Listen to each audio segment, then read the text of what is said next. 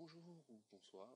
Donc dans cette vidéo, on va parler des fondamentaux du déplacement dans l'interface de euh, Photoshop. Alors, qu'est-ce qu'on a ici? Alors, première chose, j'ai préparé un espace de travail avec trois documents ouverts. Alors, hop, je vais retourner sur une vue classique. Donc trois documents. Voilà, on va faire ça comme ça. Et on va se déplacer à l'intérieur. Alors avant de se déplacer, je vais vous parler de quelques raccourcis qui vont être fort utiles pour pouvoir travailler par la suite. Alors, donc dans ces raccourcis, on a déjà, premièrement, le déplacement avec la touche espace. Alors avec la touche espace, on a la main qui apparaît quand on appuie dessus. Ça correspond à cette main, tout simplement. Ensuite, vous allez voir qu'on a aussi des outils de rotation, d'affichage, pour pouvoir, pour ceux qui dessinent par exemple des fois, c'est pratique. Mais bon, nous on va se contenter de la main avec la touche espace. Donc voilà, hop, j'appuie sur espace. Alors vous avez vu que si hop, que si on appuie donc, j'ai un truc bizarre, que si on appuie sur H on a la main, et que si on appuie sur R on a la main rotation aussi. Donc bon, mais espace est beaucoup plus à l'aise pour travailler avec le reste du document. Enfin, vous allez voir que l'espace est beaucoup plus adapté. Alors, ensuite, ce qu'on retrouve donc, c'est cette fameuse déplacement, c'est pouvoir naviguer dans le document. Seulement là, vous voyez, je ne peux pas naviguer dedans, je ne peux pas déplacer à gauche ou à droite, ça peut être embêtant. Alors on peut simplement, à partir du moment où on est dans un mode de vue, on va dire, autre que celui-ci, ou alors qu'on est zoomé dans le document et que le document donc dépasse les limites de notre résolution. Par exemple là, je zoome, vous voyez que je peux déplacer mon document. Voilà, c'est comme ça. Alors ensuite on a donc une autre possibilité, c'est d'appuyer sur la touche F. La touche F revient en fait à utiliser cette icône que vous avez donc tout en haut, et on va choisir entre ces trois modes. Alors là on est dans un mode fenêtre standard, et on va rentrer dans un mode qui est celui-ci, que l'on appelle plein écran avec fenêtre. Donc, mode plein écran fenêtré en quelque sorte. Vous voyez que là, sans avoir besoin de zoomer grandement dans le document, je peux le déplacer. Donc voilà. Et j'ai ensuite, en appuyant sur la touche F, un autre mode, qui est cette fois-ci le mode plein écran, non fenêtré. En appuyant sur F, je retombe sur l'outil standard, et là je ne peux plus me déplacer comme je l'avais fait précédemment. Alors ça peut être intéressant du coup de pouvoir travailler avec le deuxième mode, puisqu'on a accès à nos fenêtres, en même temps on peut se déplacer. Donc c'est à voir en fonction de ce que vous préférez, et vos habitudes et tout ça. Donc voilà, donc les trois modes, vous les retrouvez là-haut. D'ailleurs j'ai dit fenêtré, j'ai dit plutôt une bêtise, c'est avec menu et sans menu. Donc voilà, alors je vous ai aussi du coup parlé du zoom. Donc comment je zoome? C'est très simple, avec CTRL et la touche espace. Vous avez la loupe avec le symbole plus, Alt espace, la loupe avec le symbole moins.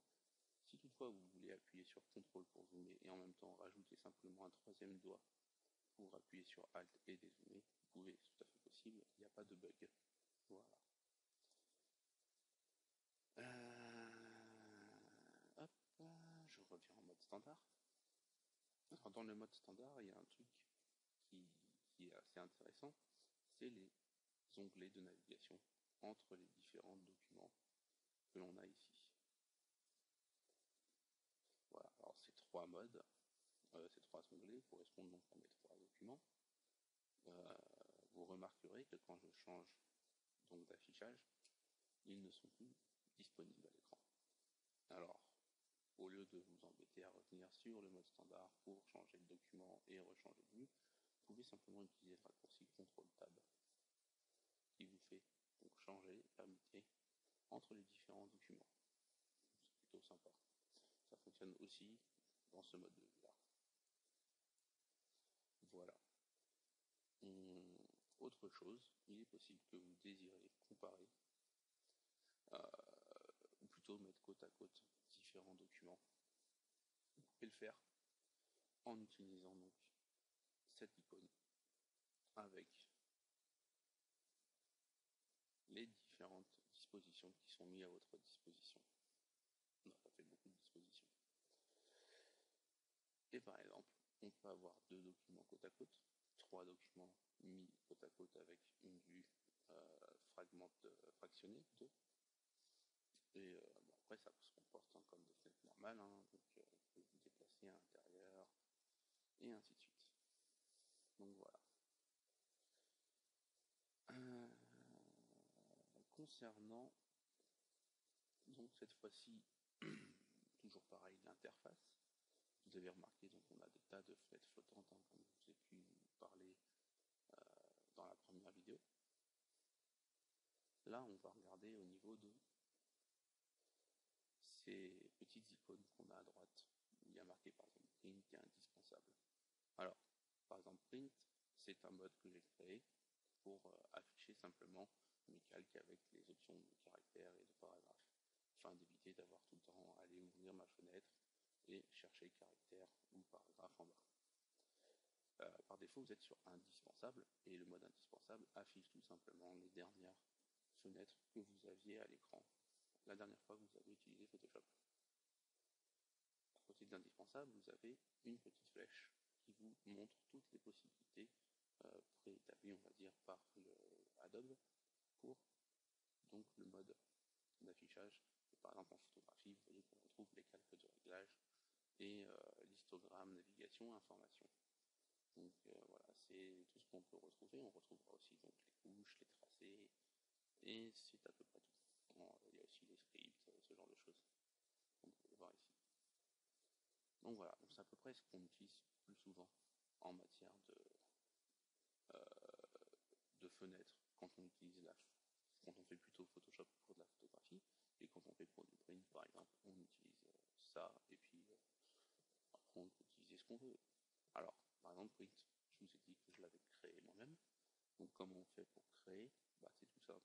On clique sur cette fenêtre et on enregistre l'espace de travail en cours. Alors si par exemple je veux en plus rajouter disons couleur, voilà, pour travailler avec un nuancier, hein. Alors pourquoi pas, je vais ici et j'enregistre le nouvel espace de travail que je vais appeler par exemple print 2, et je vais avoir print 2 ici. Print qui est là, étant donné qu'il ne me sert plus, je peux peut-être le supprimer. Alors non, je vais choisir. Alors, il faut que je ne sois pas sur le calque actif, le mode actif. Hop, supprimer, je choisis print dans la liste de vente et je fais supprimer, oui, et voilà, print a disparu de ma liste ici. Je me retrouve donc avec indispensable, print 2 et les autres et enregistré de Photoshop. Donc voilà, c'est comme ça, c'est plutôt appréciable parce que ça permet de gagner du temps parfois et surtout d'être un peu plus productif.